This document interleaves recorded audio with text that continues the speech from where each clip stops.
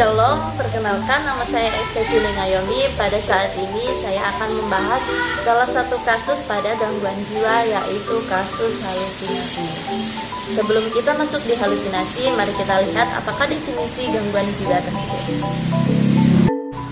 Gangguan jiwa menurut Depkes RI pada tahun 2015 adalah perubahan pada fungsi jiwa yang menyebabkan adanya gangguan pada fungsi jiwa yang menimbulkan penderita pada individu dan hambatan dalam melaksanakan peran sosial.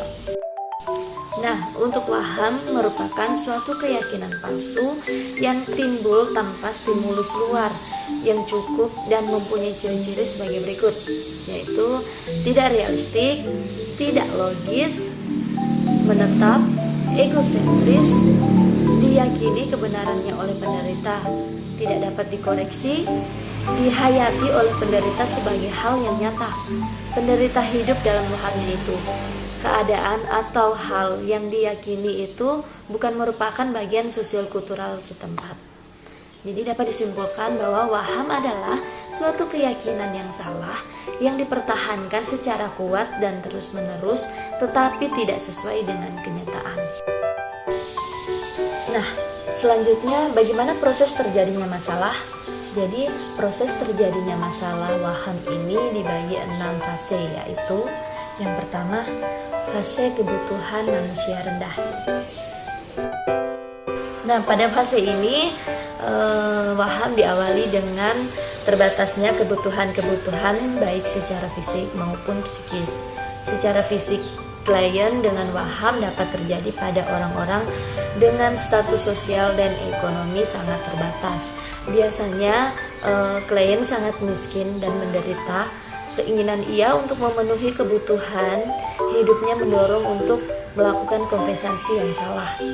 Ada juga klien yang secara sosial dan ekonomi terpenuhi, tetapi kesenjangan antara reality dan self ideal itu sangat tinggi. Misalnya, ia seorang sarjana, tetapi ia menginginkan dipandang sebagai orang yang dianggap sangat cerdas, sangat berpengalaman, dan diperhitungkan dalam kelompoknya. Waham terjadi sangat pentingnya pengakuan bahwa ia eksis di dunia ini. Dapat dipengaruhi juga oleh rendahnya penghargaan saat tumbuh kembang. Nah, sekarang pada fase yang kedua, yaitu fase kepercayaan diri rendah. Tidak ada pengakuan dari lingkungan dan tingginya antara kesenjangan self ideal dan self reality, kenyataan dengan harapan, serta dorongan kebutuhan yang tidak terpenuhi, sedangkan standar lingkungan sudah terlampaui kemampuannya. Misalnya saat lingkungan sudah banyak yang kaya, menggunakan telekomunikasi yang canggih, kemudian berpendidikan yang tinggi, serta memiliki kekuasaan yang luas, seseorang memasang self idealnya itu melebihi dari lingkungan tersebut, padahal self realitanya sangat jauh. Dari aspek pendidikan klien, materi, pengalaman, pengaruh, support system, semuanya sangat rendah. Kemudian masuk fase yang ketiga, yaitu fase pengendalian internal dan eksternal. Pada fase ini contohnya klien mencoba berpikir rasional bahwa apa yang ia yakini atau apa yang ia katakan adalah kebohongan, menutupi kekurangan dan tidak sesuai dengan kenyataan. Tetapi menghadapi kenyataan bagi klien adalah sesuatu yang sangat berat karena kebutuhannya untuk diakui, kebutuhan untuk dianggap penting dan diterima lingkungan menjadi prioritas dalam hidupnya. Karena kebutuhan tersebut belum terpenuhi sejak kecil secara optimal, lingkungan di sekitar mencoba memberikan koreksi bahwa sesuatu yang dikatakan klien itu tidak benar, tetapi hal ini tidak dilakukan secara adekuat. Nah, sekarang kita masuk pada fase yang keempat, yaitu fase dukungan lingkungan. Pada fase ini ada beberapa orang yang mempercayai klien dalam lingkungannya yang menyebabkan klien merasa didukung, tetapi lama-kelamaan klien menganggap sesuatu yang dikatakan orang tersebut sebagai sesuatu kebenaran karena seringnya diulang-ulang. Dari sinilah mulai terjadinya kerusakan kontrol diri dan tidak berfungsinya norma, yang ditandai dengan tidak ada lagi perasaan dosa saat berbohong. Nah, selanjutnya kita masuk pada fase yang kelima, yaitu fase nyaman. Pada fase nyaman ini pasien merasa nyaman dengan keyakinan dan kebohongannya, serta menganggap bahwa semua orang itu sama, yaitu mempercayai dan mendukungnya. Keyakinan seiring disertai dengan halusinasi pada saat pasien menyendiri dari lingkungannya.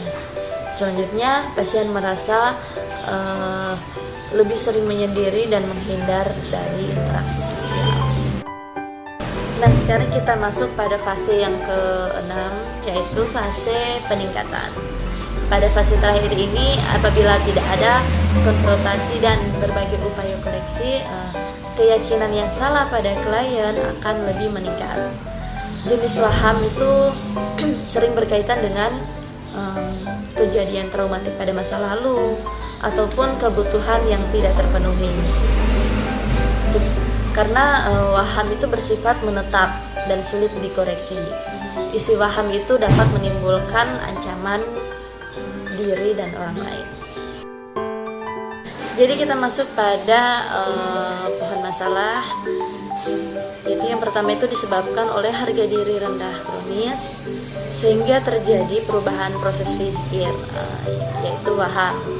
Kemudian mengakibatkan risiko perilaku kekerasan. Jadi kita masuk pada masalah keperawatan dan data yang perlu dikaji. Pada kasus waham, untuk DS, pasien mengungkapkan isi waham, merasa sulit berkonsentrasi dan merasa khawatir. Untuk DO, menunjukkan perilaku sesuai isi waham, isi pikir tidak sesuai realitas, isi pembicaraan sulit dimengerti, bicara berlebihan, curiga berlebihan. Untuk yang kedua yaitu harga diri rendah. Dengan DS, pasien menilai diri negatif, merasa tidak mampu melakukan apapun. DO, enggan mencoba hal baru, berjalan menunduk, postur tubuh menunduk.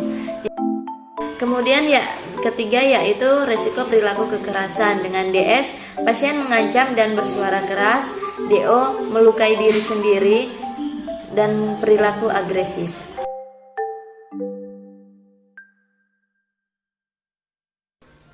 Jadi selanjutnya kita masuk pada rencana tindakan keperawatan, yaitu yang pertama, harga diri rendah kronis. Jadi untuk tujuannya, setelah dilakukan tindakan keperawatan, diharapkan harga diri meningkat dengan kriteria hasil, penilaian diri positif meningkat, perasaan memiliki kelebihan atau kemampuan meningkat, penerimaan positif terhadap diri sendiri meningkat, perasaan malu atau bersalah pun menurun. Kemudian intervensi yang kita berikan yaitu yang pertama, identifikasi harapan untuk pengendalian perilaku. Kemudian yang kedua, jadwalkan kegiatan terstruktur. Ketiga, tingkatkan aktivitas fisik sesuai kemampuan. Keempat, bicara dengan nada rendah dan tenang. Kemudian berikan penguatan positif terhadap keberhasilan mengendalikan perilaku. Kemudian hindari sikap menyudutkan dan menghentikan pembicaraan. Kemudian informasikan keluarga bahwa keluarga sebagai dasar pembentukan kognisi. Nah, sekarang kita masuk pada diagnosa yang kedua yaitu waham. Dengan goalsnya, setelah dilakukan tindakan keperawatan, diharapkan status orientasi membaik dengan kriteria hasil yaitu verbalisasi waham menurun, perilaku waham menurun, perilaku sesuai realita membaik, isi pikiran sesuai realita membaik. Dengan intervensi yang kita berikan yaitu yang pertama, monitor waham yang isinya membahayakan diri sendiri, orang lain dan lingkungan. Bina hubungan interpersonal, saling percaya, tunjukkan sikap tidak menghakimi secara konsisten. Diskusikan waham dengan berfokus pada perasaan yang mendasari waham. Kemudian sediakan lingkungan aman dan nyaman. Kemudian berikan aktivitas rekreasi dan pengalihan sesuai dengan kebutuhan. Anjurkan mengungkapkan dan validasi waham dengan orang yang dipercaya.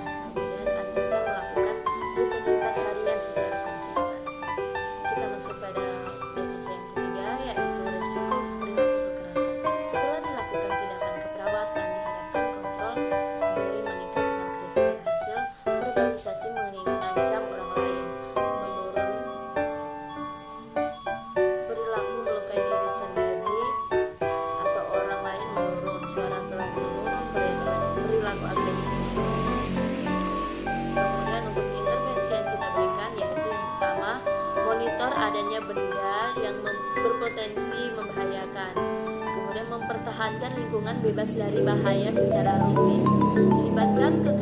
Libatkan keluarga dalam perawatan. Kemudian anjurkan pengunjung dan keluarga untuk mendukung keselamatan pasien. Kemudian latih cara mengungkapkan perasaan secara asertif. Kemudian latih mengurangi kemarahan secara verbal dan nonverbal. Terima kasih, itulah pembahasan singkat dari kasus waham. Semoga bisa bermanfaat untuk teman-teman.